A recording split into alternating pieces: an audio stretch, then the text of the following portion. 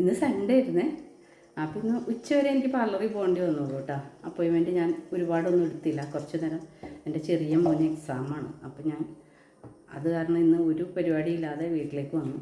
പിന്നെ കുറച്ച് സമയം എൻ്റെ പ്ലാന്റ്സിനൊക്കെ വേണ്ടിയിട്ട്, ഇൻഡോർ പ്ലാന്റ്സ് ആണേ, എല്ലാം നന്നായിട്ട് നോക്കാൻ ഏത് സമയം രാത്രിയായാലും പകലായാലും നമുക്ക് ഇവരെയൊക്കെ കുറച്ച് നന്നായിട്ട് പരിചരിക്കാൻ പറ്റും. അകത്ത് തന്നെ ആയതുകൊണ്ടേ കേട്ടോ, നല്ല വൃത്തിയായിട്ട്, മണ്ണൊന്നും ഇല്ലാട്ടോ ഇതിനകത്ത്, വെള്ളം മാത്രമാണ്.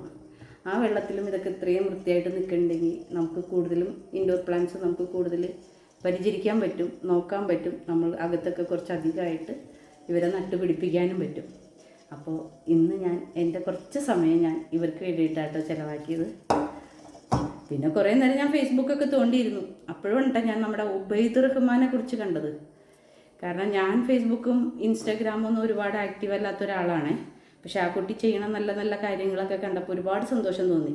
ഒരു സെലിബ്രിറ്റി അല്ലാഞ്ഞിട്ട് പോലും അവൻ എത്ര പെട്ടെന്ന് ഒരുപാട് മില്യൺ സബ്സ്ക്രൈബറായി. അവൻ രണ്ട് മില്യൺ സബ്സ്ക്രൈബറായെന്നും പറഞ്ഞിട്ടാണ് ഞാൻ അവനെ ഫേസ്ബുക്കിൽ നിന്ന് കണ്ടത്. പക്ഷെ അവൻ ചെയ്യണ ഒരുപാട് പ്രവൃത്തികളൊക്കെ കണ്ടു കഴിഞ്ഞപ്പോൾ ഒരുപാട് സന്തോഷം തോന്നി. കാരണം ഒരുപാട് പേർക്ക് അവനെ കൊണ്ട് ഒരുപാട് ഗുണങ്ങളുണ്ടായെന്ന് ഓർക്കുമ്പോൾ എന്തോ അവനും ഇന്നത്തെ എൻ്റെ ബിഗ് സല്യൂട്ട്.